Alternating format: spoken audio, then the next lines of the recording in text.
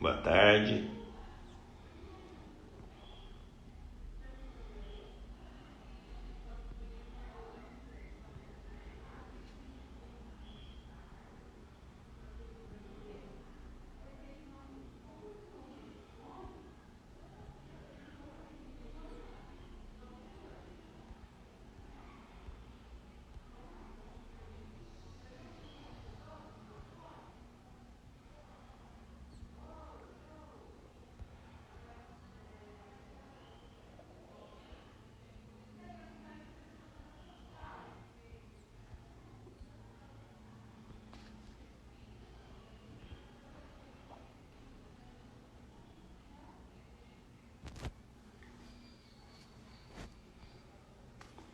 Boa tarde, boa tarde.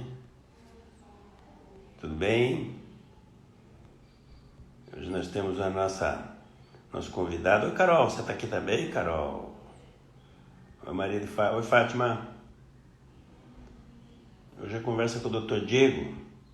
Nós vamos bater um papo com ele. Mas ele era para estar aqui. Vamos bater um papo com ele sobre a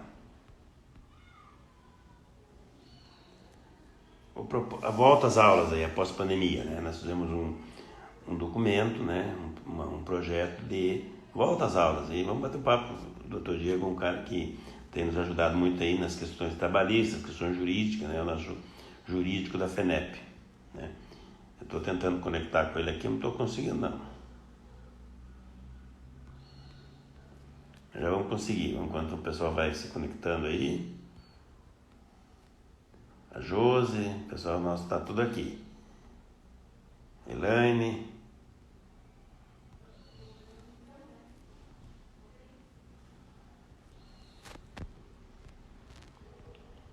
Roseli, Carol. Só um minutinho que eu vou ver se eu falo com ele lá no Zap.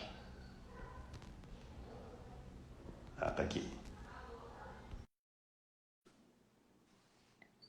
Achei o doutor Diego.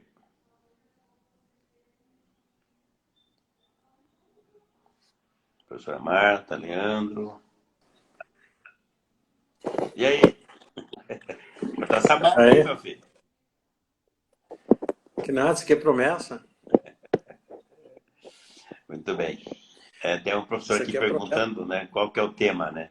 O tema é o seguinte, a VENEP fez um documento, um projeto de volta às aulas após a pandemia, né, um projeto do setor, né, de volta às aulas e tal. Então, a gente abordou, tem 3 eixos, né? E nós vamos falar, já saiu na imprensa ontem, né, no UOL, a gente deu entrevista hoje, vários na CBN e tal, e as perguntas das empresas, pô, como assim voltar às aulas, né? Mas a gente tem, na verdade, que algumas cidades hoje, ontem voltou, Sinop, por exemplo, tem várias cidades discutindo isso, né? Então, a FENEP, a escola particular, a FENEP fez exatamente esse documento para orientar as escolas de como seria voltando às aulas, depois que os órgãos de saúde autorizarem, né? E nós fazemos uma defesa, inclusive, né? Que quando volta o comércio, nós falamos já sobre isso outras vezes, né? Volta o setor produtivo funcionar. No Brasil, nós temos uma escola diferente do que na Europa, por exemplo. A escola, a sociedade precisa da escola para trabalhar. Então, quando ela não vai para a escola, onde que ela vai, essa criança, né? Ela fica mais segura da saúde, do problema da doença, mais segura do ponto de vista de desenvolvimento, das violências contra a criança. Essas são as perguntas que a gente tem feito para os políticos, para os governantes, né? E por isso a gente defende, então, que voltando ao comércio, que se faça um projeto de volta gradativa para as escolas, né? Em cada estado, em cada região tem uma ideia ainda de volta, cada cidade está no nível de problema com a coronavírus.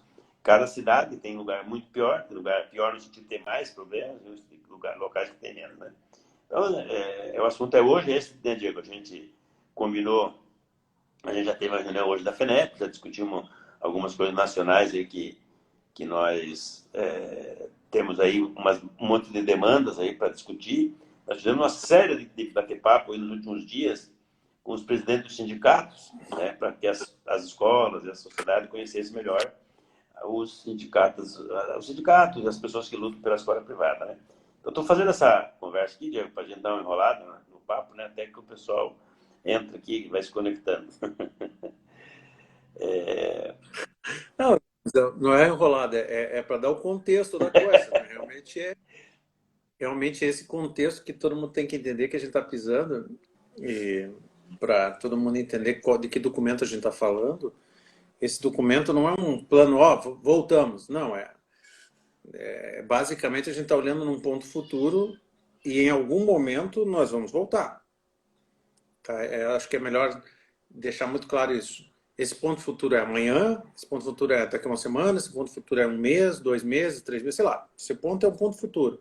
Só que independente de quando ele seja, ele vai demandar da escola privada, não só da escola privada, mas estamos falando de escola privada aqui, vai demandar uma série de cuidados. Tá? E essa série de cuidados, elas têm que ser discutidas. Então, às vezes a gente vai discutindo um pouco aqui, um pouco ali, sem sistematicidade esse assunto. E a ideia de criar o documento foi tentar começar a aglutinar um pouco de ideias para dizer, quando nós formos voltar, todas as escolas precisam começar a lembrar desse tipo de coisa. Então, até a ideia foi tua, mas a gente dividiu em 3 partes o documento, é bom para colocar para todo mundo. Existe um protocolo de saúde sanitário, que as escolas vão ter que se acautelar, tá? Existe um protocolo pedagógico, que todo mundo vai ter que entender como que vai funcionar esse retorno. E existe um protocolo jurídico, que aí ele abrange tudo. Até eu creio que a gente vai começar a comentar isso agora, na sequência aqui, que é a responsabilidade das escolas na hora que voltar. Você vai estar recebendo profissionais, ou seja, teus profissionais, professores, auxiliares, você vai estar recebendo talvez pais dentro da unidade escolar para qualquer atividade e vai estar recebendo os alunos. E aí, o que pelo menos está se desenhando é que, mesmo quando volte, Ademar, a gente sabe que nós vamos ter a pandemia, esperamos tenha sumido, né? Essa nuvem negra tenha ido embora, mas os problemas da pandemia vão estar aí, então de repente pode ser que não tenha sido erradicado o problema coronavírus, o Covid esteja aí. E aí, mesmo com todo o protocolo de saúde, mesmo não tendo disseminação, mesmo não tendo isso, não tendo aquilo, você pode ter situações que você tem que se acautelar, tá? Então, no protocolo de saúde que foi divulgado, eu acho que já está na imprensa, né, Demar, Já, o conteúdo do documento. na verdade, esse assunto, né, nosso entendimento, a gente tem conversado, eu e o Diego, e a gente conversou até hoje na federação sobre isso, né? A gente conversou qual que é assim, esse assunto é um assunto que vai ser o assunto desse ano, no mínimo, né? Como é que será esse ano? Como é que será talvez o ano que vem? Então, nós vamos fazer um congresso, por exemplo, hoje a Mabri está aqui com a gente, né? A gente teve uma reunião agora há pouco com o pessoal que está organizando, vamos ter o terceiro congresso da FENEP, que é para tratar exatamente dessa ideia da volta às aulas pós-pandemia.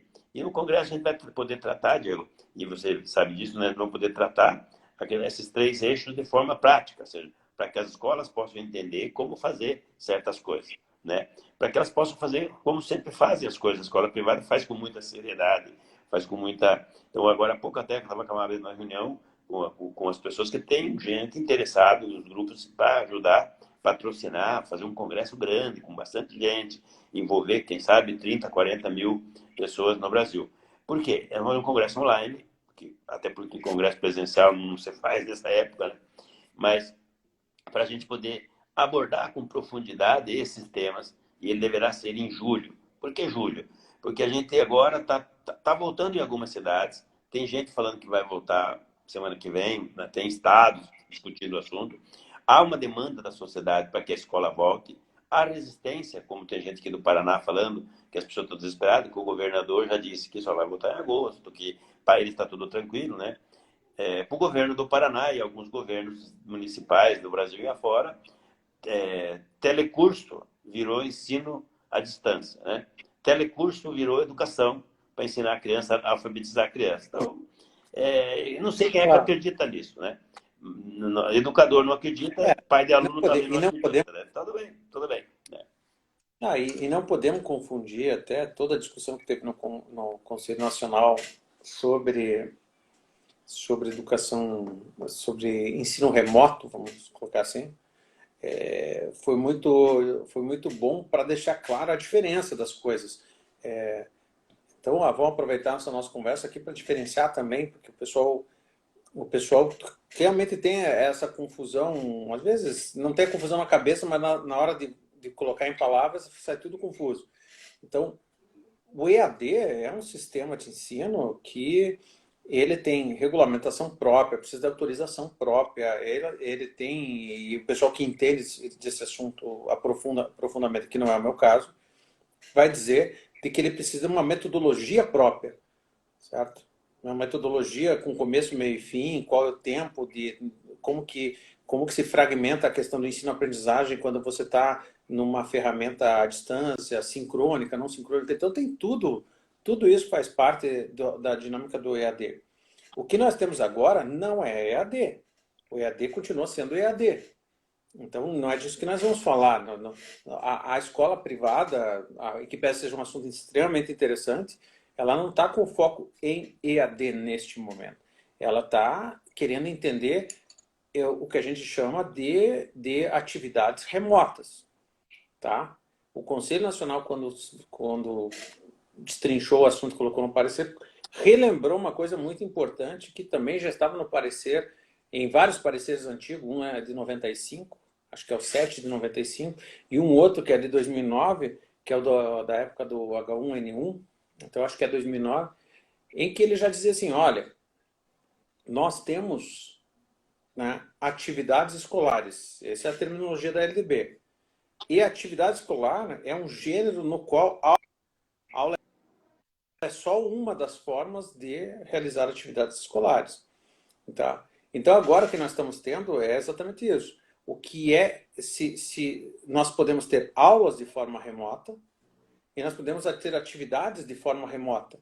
Mesmo na época que não tínhamos a pandemia, nós tínhamos atividades remotas, certo? Como é o caso daquela que existia no decreto, existia não, existe no decreto 1044/69, que é das atividades domiciliares daquele que está doente. Sim.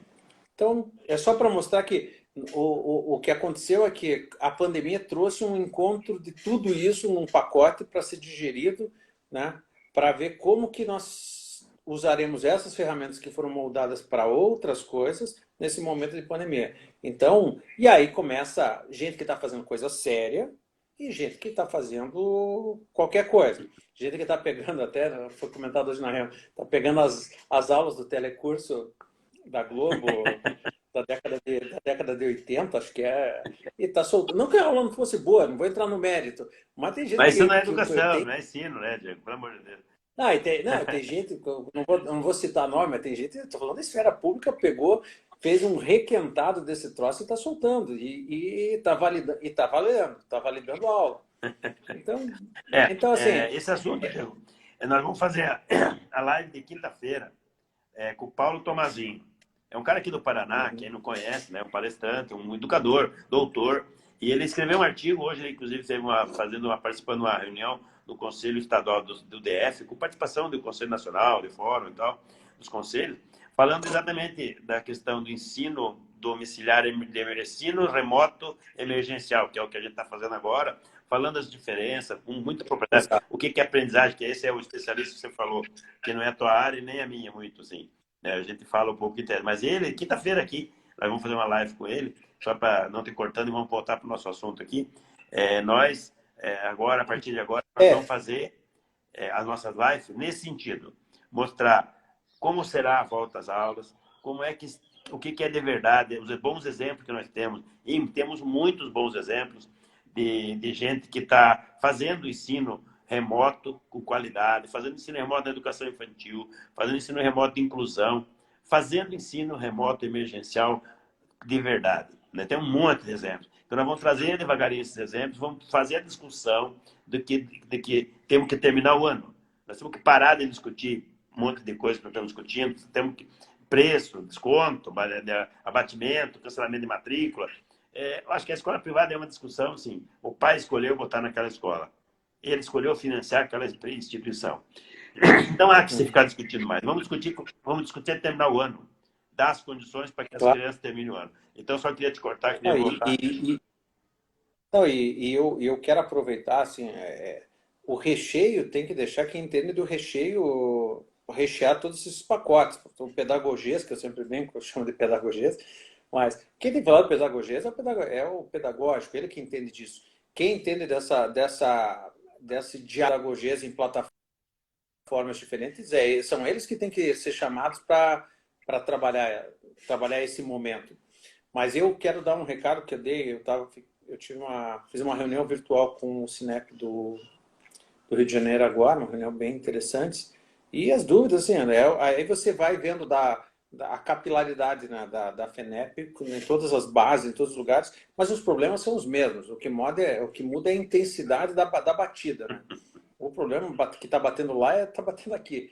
Então, uma das coisas que eu estava explicando para eles e quero explicar aqui também é o seguinte,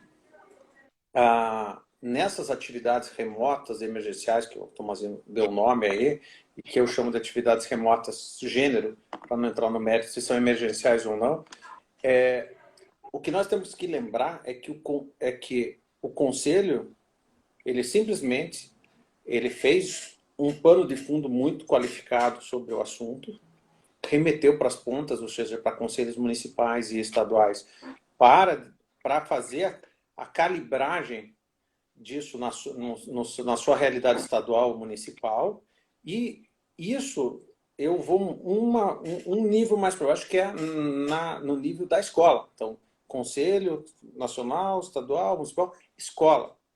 Porque nós estamos tendo, e eu dividi em 4 coisas que não podem ser esquecidas. Nós temos que reorganizar nosso calendário. Tá? Então, repensá-lo. Ele era de um calendário programado, que já foi, não existe mais, e agora o calendário, aí deu o nome que quiser, adaptado, ajustado, não sei o quê, um novo calendário, nova proposta. Porque todo mundo está pensando, e cada um está tomando a sua decisão. O meu, eu estou fazendo X atividades remotas desse tipo, eu estou fazendo vídeo aula, eu estou fazendo isso, estou fazendo aquilo, e no final, quando eu for olhar para esse calendário novo que surgiu, as minhas 800 horas, no mínimo, elas estão sendo feitas assim.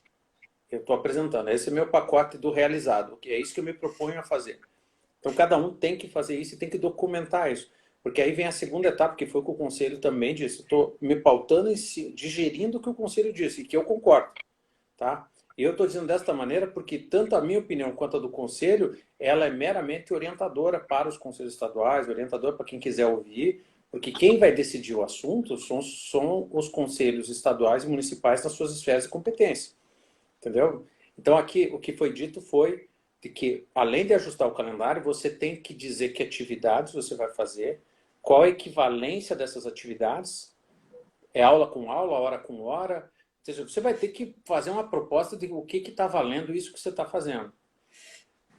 Então, os pré-requisitos para que tudo isso valha, Ademar, tem que estar adaptado ao teu projeto pedagógico. Você tem que documentar e dizer, isso tudo que eu adaptei, que eu fiz, ele guarda correlação com o meu projeto pedagógico que estava lá atrás, eu só estou ajustando ele assim. Então você tem que contar como é que isso que você está fazendo agora tem a ver com o teu projeto pedagógico. O que quer dizer que o Conselho diz que você não pode inventar uma nova proposta pedagógica. Você não pode fazer qualquer coisa. Você tinha uma proposta pedagógica e eu estou querendo saber o que é que você está fazendo que tem link com a tua proposta pedagógica como que isso se realiza. Me mostre, demonstre para mim. Certo? Então, isso é importante. Segunda coisa que é importante. Lá foi dito, inclusive foi dito e está na LDB. Tem que ter controle de frequência. Ou seja, essas atividades, não pode ser atividade faz quem quer. Se faz quem quer, não tem problema, você pode fazer, mas ela não vai poder ser considerada como atividade escolar efetiva para efeito da consideração das horas. Você tem que ter alguma forma de validar. Eu não estou dizendo fazer controle de chamada, tá? Até porque a atividade escolar pode ter outra forma de ter o feedback para você ver que o aluno fez e participou da atividade. O que tem que ter é o controle da participação dele nessa atividade. Tá? Então, se for videoaula, bem, cada um vai ter que ver como vai fazer isso. Se for uma atividade dirigida, vai ter que ver como vai ser fazer isso. Naquela 244 que eu falei aqui, mandava a atividade para o aluno, mas não é porque ele está doente em casa que ele não tinha que ter um feedback para o professor responsável e uma conexão entre uma coisa e a outra. Então, isso tem que ser respeitado e documentado. Então, esse outro recado que eu quero dar sobre, já que estamos falando de retorno, de programação, você vai ter que demonstrar como é que essas atividades foram. Se você quiser fazer valer essas horas, você vai ter que demonstrar que o aluno participou, como que ele participou e como é que você controlou isso. Tá? Então, segundo recado. O terceiro é que todo esse controle, essa documentação, você já tem que preparar para fazer uma demonstração ao órgão de supervisão escolar ao qual você estiver vinculado. Porque isso vai acontecer. O conselho disse, fez uma hipérbole, deu 10 voltas, certo? Passou um sabonete, mas no final o que ele disse foi, nos conselhos, você vai ter que prestar contas disso que você está fazendo. Que está linkado com o teu projeto pedagógico, o controle de frequência foi garantido e que você tem como demonstrar isso aos órgãos responsáveis, certo? Então, essas coisas têm que ser feitas. E tem uma quarta que ficou um pouco difuso, se ele quis dizer que é obrigatório ou não. Ele fez como recomendação, mas de um jeito ou outro vai acabar sendo obrigatório, que é o controle da efetividade dessas atividades a posteriori. Ou seja, você fez atividades dirigidas, nós estamos falando de 1 mês, daqui a pouco estamos falando de 2, daqui a pouco estamos falando de 3 meses de atividades remotas, tá? Eles falaram, eles recomendaram que quando o aluno retorna à atividade presencial, que você avalie qual foi o nível de efetividade disso e se houve alguma perda na aprendizagem para que isso seja recuperado. Não recuperado em horas, recuperado em aprendizagem, certo? Então, essa é a quarta recomendação que eles colocaram como recomendação e eu diria que é uma recomendação meio que mandatória. Você não pode, porque senão você mesmo está esculhambando com a atividade remota que você fez. Então, são 4 pilares que eu recomendo que ninguém Como é que eles vão fazer isso para teleaula, telecurso? Como assim? Para quem está fazendo o telecurso? No telecurso, eu acho que tem deve ter uma câmerazinha, algum tipo nanorobô que faz exame de retina para saber que o aluno que está Tá assistindo prestando a atenção, não, videoaula. né? Tá, Não, você que é um especialista em direito, cara, tem que me explicar isso aí. Diego, fala um pouco aí da volta às aulas, das questões que a gente pensou, os 3 eixos, dá uma abordadinha, que já estamos quase 20 minutos falando aqui, para a gente fazer um pouco desse assunto, que não, é um assunto que a gente vai voltar. Mas tem a ver com, Tem a ver. com volta à aula. No plano de volta à aula, eu comecei pelo final. Tudo isso que eu estou falando o plano, faz parte do plano jurídico. Então, são cautelas jurídicas e da parte 2, são cautelas pedagógicas que você não pode esquecer, que estão naqueles 2 eixos do retorno. Tá? O eixo 1 é o eixo sanitário, que está linkado com uma parte do eixo 3, que é o eixo jurídico, que é a responsabilidade civil, trabalhista e talvez até criminal do gestor. Porque vamos e venhamos. Nós vamos ter alunos e profissionais retornando. Tá? Todo mundo no OMS, na escola, na Secretaria de Saúde vai dizer, existe uma coisa mínima que se espera que cada um faça, certo? Para garantir a segurança. Nós estamos nesse protocolo da FENEP colocando 17 itens de segurança sanitária, que eu não vou ficar destrinchando aqui, mas está no documento, mas que estão desde você medir a temperatura do aluno quando ele entra, separar 1 metro, todas elas só para lembrar, né, Diogo? Quem não viu, está no site da FENEP, é só acessar lá e capturar o vídeo. Isso. Essas recomendações foram construídas com pessoa que entende dessa parte do recheio, que é a parte de epidemiologia.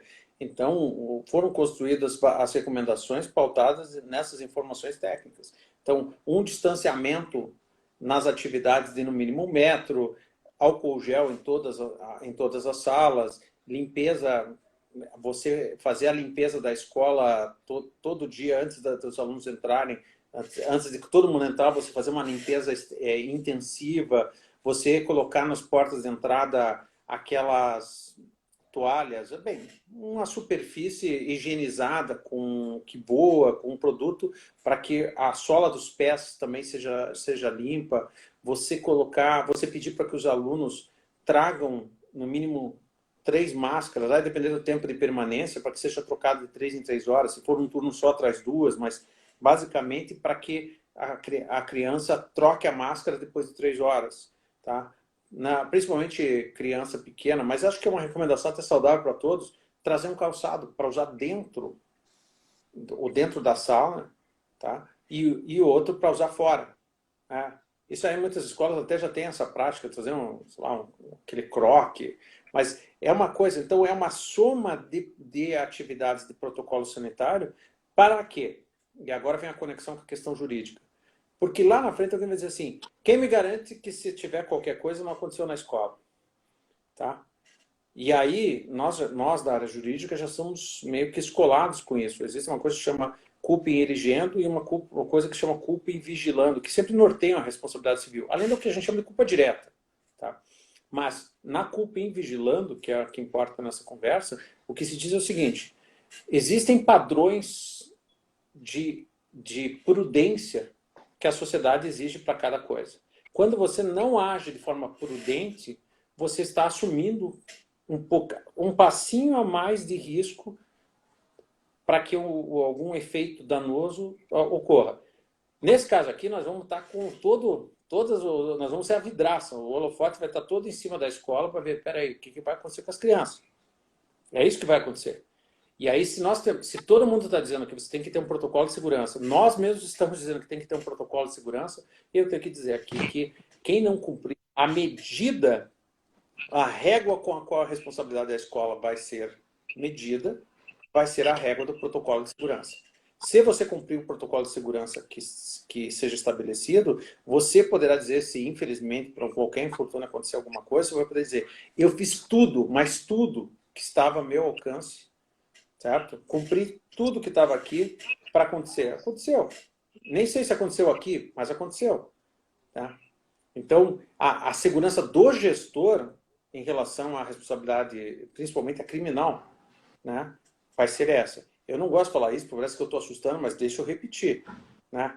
Se acontece uma desgraça em qualquer lugar, não precisa ser aqui, esqueça a pandemia, certo? Você não cuida das crianças, não cuida do mínimo de segurança, se acontece uma coisa dentro da escola, né, você poderia ser responsabilizado, inclusive, criminalmente, por não dar manutenção no parquinho. Daí, imagine com um ferro que está oxidado há 5 anos, arrebenta e fura o peito de uma criança. Imagina uma loucura dessa. Pode ter processo criminal numa coisa dessa? Claro. Você vai ser chamado de negligente e você pode responder até criminalmente por isso. São situações extremas que a gente teria numa situação de normalidade numa escola, Ademar. Mas nesse caso do segundo semestre, a lanterna vai estar em cima da nossa cara. Então, o que eu quis dizer com isso é que o protocolo que o Sinep está propondo é para preservar o gestor. Faça um protocolo de segurança e siga a risca o protocolo de segurança, porque é a única coisa que vai estar entre você e um problema gigantesco. Sim. E mais, o problema né, é dinheiro. nós colocamos essas questões, por exemplo, quem vai liberar a escola, deve liberar, é a Secretaria de Saúde da cidade ou do estado. Ele liberando, ele vai estabelecer quais são os protocolos. E ele vai estabelecer, por exemplo, dependendo da época que tenha, se você tiver um caso, por exemplo, de coronavírus na escola, como é que é o procedimento? Avisar a secretaria, fazer, porque isso é garantia de segurança para o gestor. E a preocupação nossa, da FENEP, dos sindicatos, é dar os instrumentos para que o gestor possa tomar a melhor medida para se proteger das questões. Tem um projeto pedagógico decente, que é o que a gente sabe fazer, ter os cuidados de saúde e evitar problemas civis, criminais, trabalhistas, que você tendo os cuidados, você pode se precaver disso. Uhum. Tá? Então, a ideia do protocolo é, repetindo, isso tudo que eu estou falando aqui está no documento, né? Quem quiser pegar o documento está no site da FENEP, cada sindicato que compõe a FENEP vai dar maior divulgação, se tiver alguma particularidade local vai colocar no documento, mas a ideia do documento é que todo mundo entenda que agora nós estamos parados e estamos resolvendo incêndio. Como é que fica a mensalidade? Como é que fica isso, como é que fica aquilo, como é que fica aquilo outro. Em algum momento, que é a conversa de hoje, né, dessa live, em algum momento, que a gente espera que seja o mais rápido possível, mas em algum momento alguém vai dizer, agora pode. Pode como? Ah, pode assim, pode assado. Vai ter esse tipo de recomendação. Quando liberarem, você vai ter que se preocupar, você vai ter que estar com a coisa azeitada nesses 3 eixos, certo? O sanitário, você tem que ter claro o que você vai cumprir, como vai cumprir, porque vai ser a tua primeira linha de defesa para qualquer tipo de discussão, tá? A segunda, que é o teu protocolo pedagógico, que é para você poder dizer assim, tá, e agora como é que eu vou fazer ano feche, que era o que eu estava na primeira parte da nossa live. O teu calendário tem que fechar, certo? Se eu tiver atividades remotas, essa história tem que fechar, eu tenho que estar documentado, eu tenho que ter demonstração e eu tenho que estar pronto para apresentar frente aos órgãos de controle, certo? De fiscalização, os conselhos, as secretarias. Então eu tenho que estar pronto para isso, que é o eixo. E o 3 são esses que eu falei aqui de responsabilidade civil, são protocolos que a gente ainda vai desenvolver mais algumas coisas em cima disso, mas você tem que ter isso pronto. Tá? Além disso, uma outra coisa que nós temos falado bastante da parte 3 é da parte trabalhista. Então, se você ajustou teu calendário, você tem que ter ajustado com os teus profissionais o banco de horas do regime especial de banco de horas.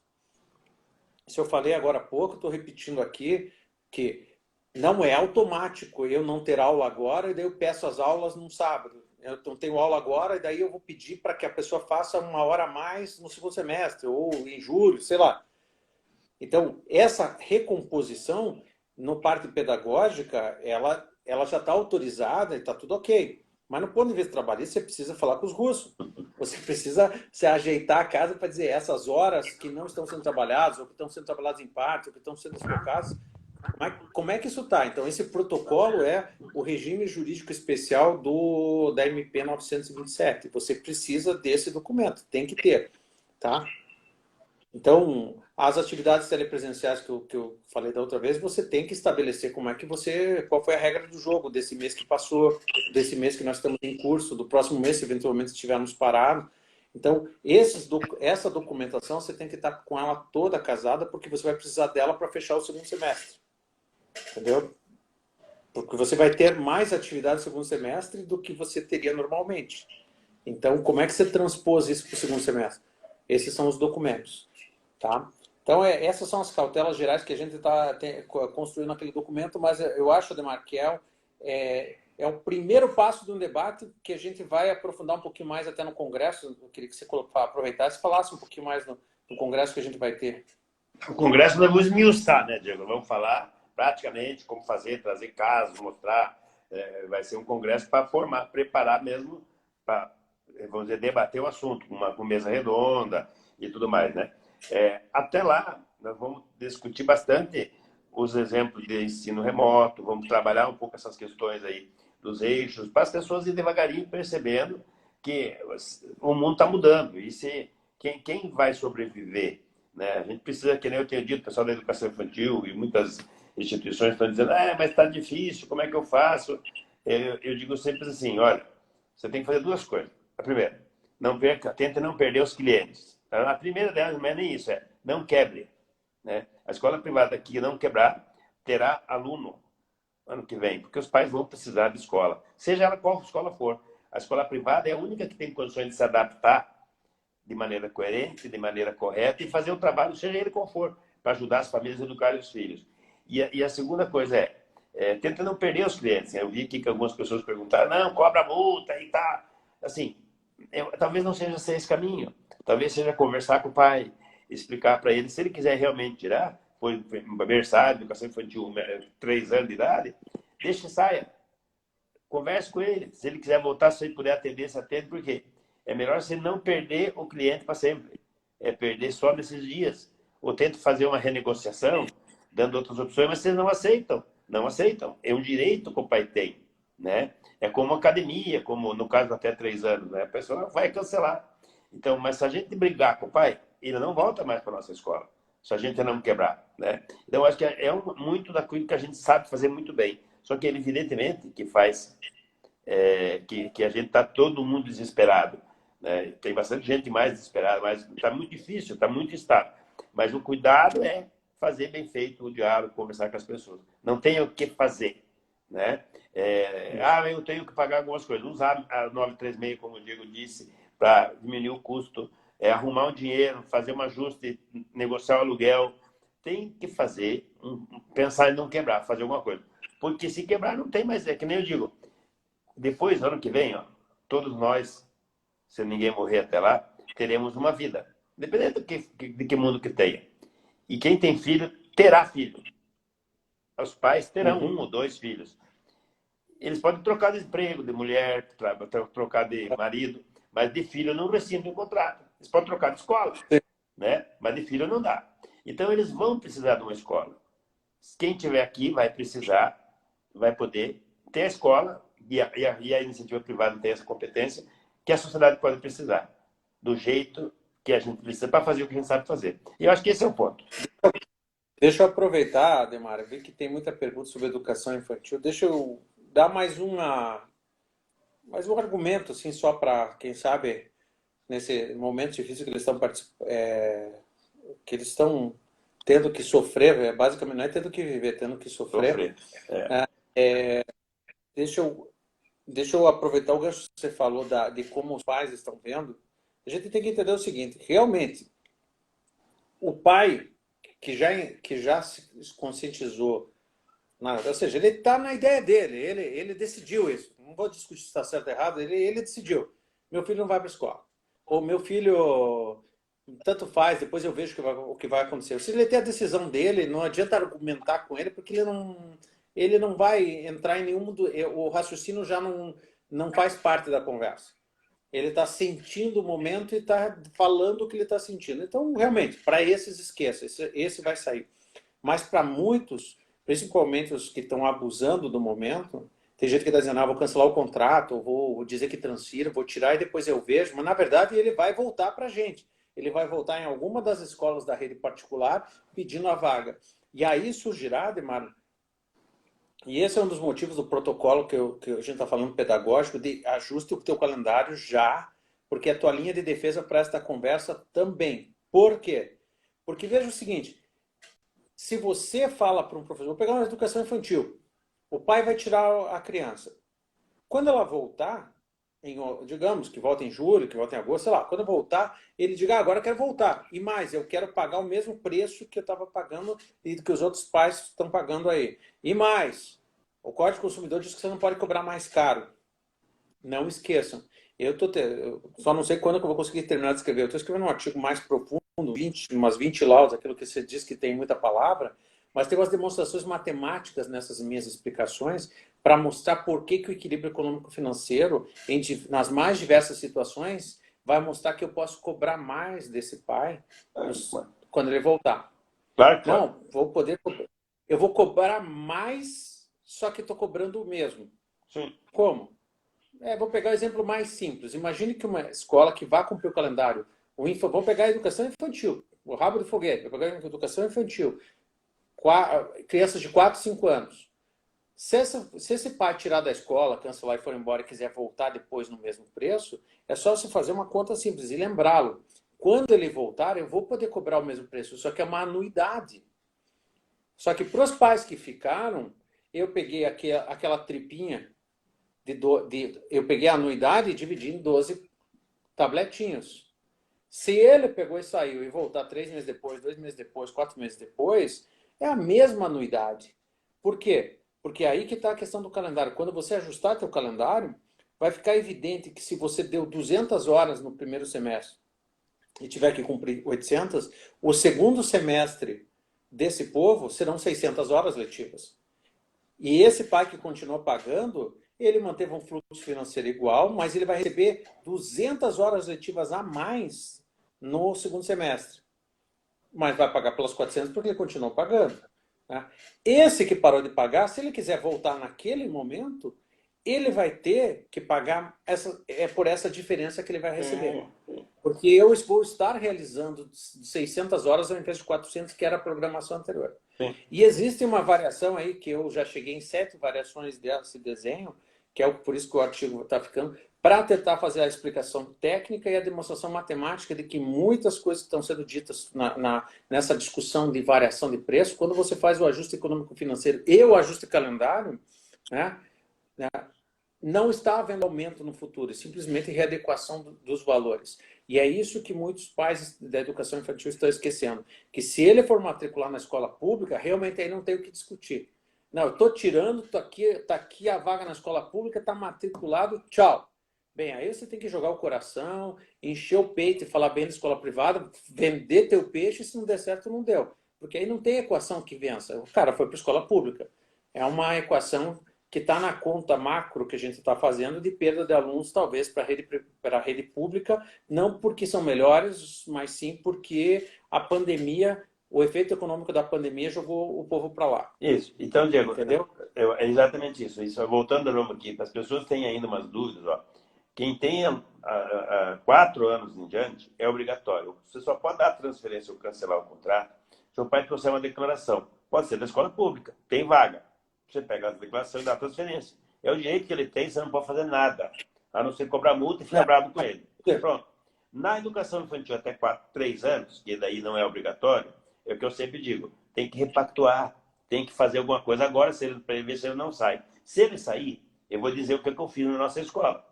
Por exemplo, o aluno do contraturno. Tinha bastante aluno, um tanto pediu para sair.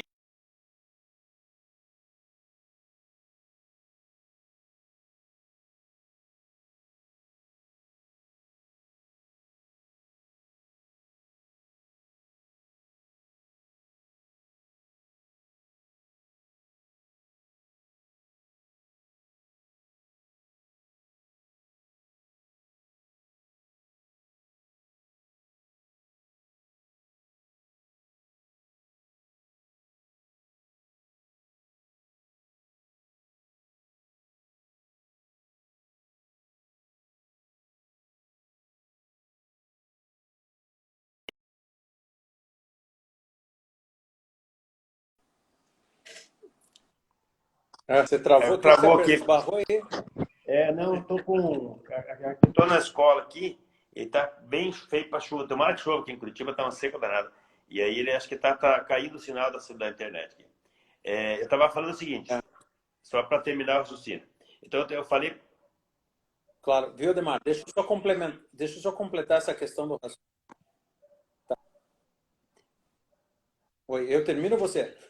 Deixa eu só terminar o raciocínio que eu estava falando. Quando o pai do contraturno, por exemplo, eu falo, você vai precisar? Ele fala, vou precisar. Eu falo, bom, então melhor você não cancelar.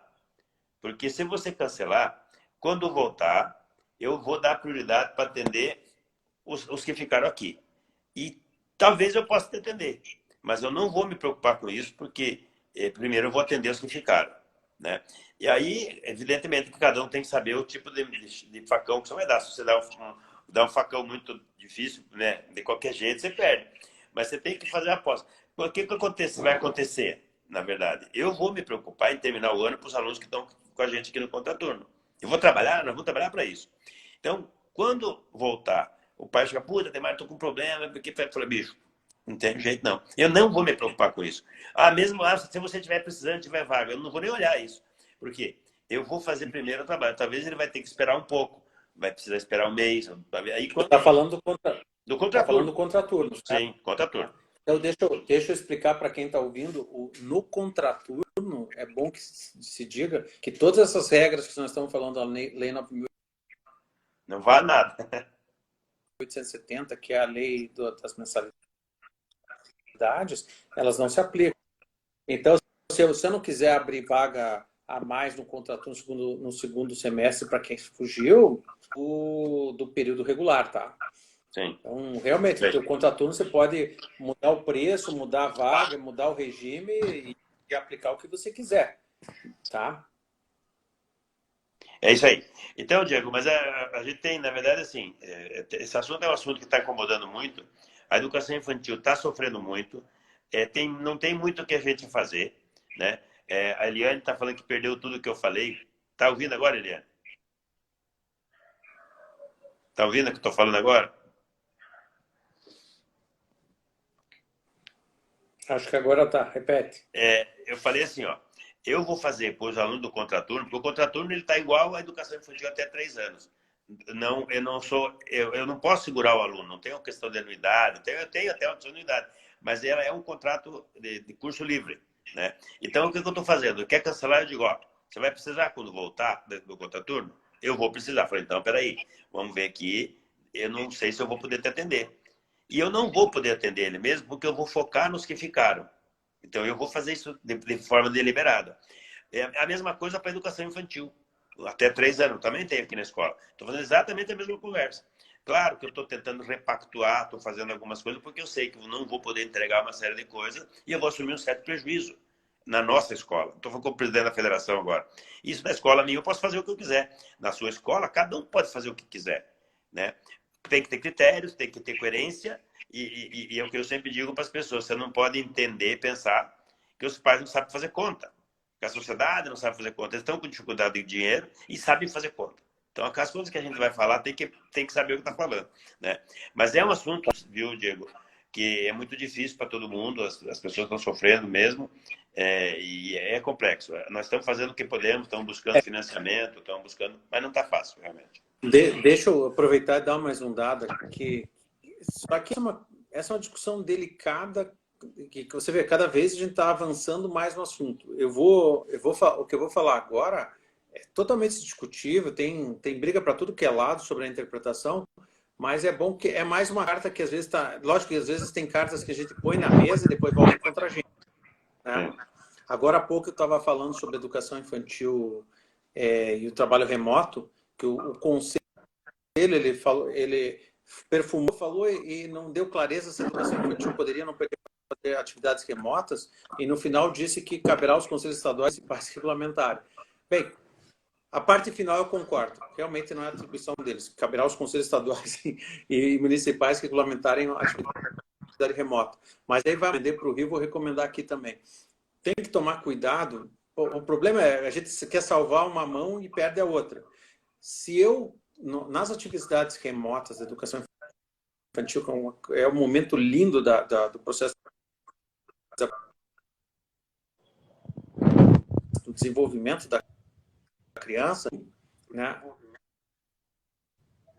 Sabe do que eu estou falando. Nunca gostou que alguém dissesse que esse momento da aprendizagem era a voz de criança. Estou deixando a criança para poder ir trabalhar. Ninguém nunca gostou disso, graças a Deus, esse momento da história já... Só que quando vai discutir validação de atividades remotas na educação infantil, tem que só tomar cuidado para a gente não pedir para que aprovem tudo, para a gente salvar a lavoura agora, e aí depois o pessoal vai tirar uma conclusão óbvia. Peraí, mas validaram tudo para poder validar o ano da educação infantil? Então, onde é que está aquela coisa, toda aquela coisa que se falava do momento presencial da criança, do CARD, isso, daquilo? Então, é uma recomendação de cautela na hora de discutir com os conselhos. Eu acho que tem muita coisa que dá para validar.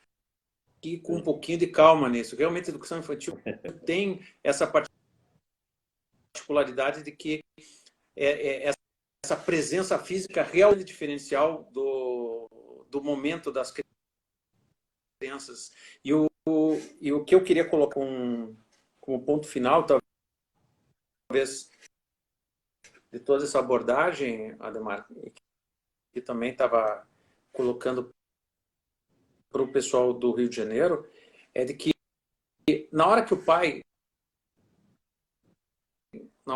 está querendo tirar as crianças e dizendo que não quer, que eu estou tirando, não aceito nenhum argumento, vou voltar depois, né? Realmente ele também tem que lembrar que o calendário, e aí esse é o ponto que eu ia dizer do discutível.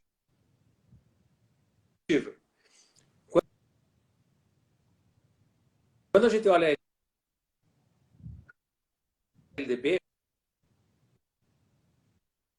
o calendário escolar com número de dias letivos mínimos e com horas mínimas, ele também abrange a educação infantil. 4 e 5, tudo bem. Isso aí é tranquilo. A pergunta estaria, e para baixo, o calendário tem que ser respeitado? O mínimo? E aí, sempre teve uma discussão Ô, assim, Diego, não, aí não se aplica, porque veja, porque isso, porque aquilo. agora no final não tenho para entender nada. Nós vamos ter que encerrar Se a agora. gente levar ao pé da Até porque eu tenho outra reunião. letra, E ao você pé tá travando muito. Eu acho que tem da ou é letra que aí ou está é escrito aqui, na tá dando problema. LDB, tá? Mesmo nos abaixo do 4, as 200, as 800 horas têm que ser cumpridas. É E aí que eu verdade. digo assim, como ferramenta para explicar para o pai. Viu, Diego? Se ele Não dá para entender. Tá me ouvindo aí? Você tá me ouvindo? Não.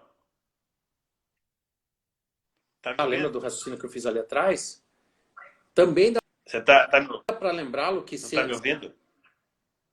se ele se ele matricular a criança depois em qualquer lugar, eu tenho que cumprir os 200 dias. Então ele vai ter que pagar aquela diferença. Então, mesmo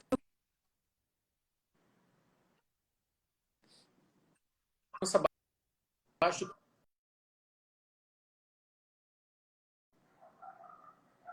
Eu tirei ele da área aqui, que ele estava falando sozinho aqui.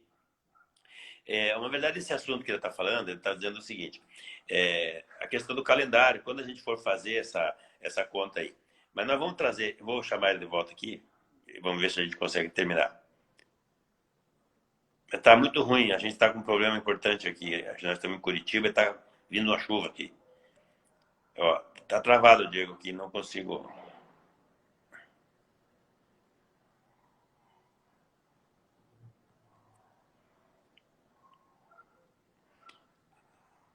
Ô, gente, eu acho que nós vamos encerrar por hoje, né? Tá ficando mais difícil. Muito obrigado aí a todos pela presença, pela participação. Amanhã nós trazemos aqui uma educadora aqui para falar de algumas alternativas de ensino remoto. A gente já fez isso, vamos trazer algumas ideias, uma ideia para a gente apresentar para vocês, uma ideia de uma plataforma, algumas coisas assim. Tá bem? Obrigado a todos e, infelizmente, não conseguimos terminar na conversa do Diego. Um abraço.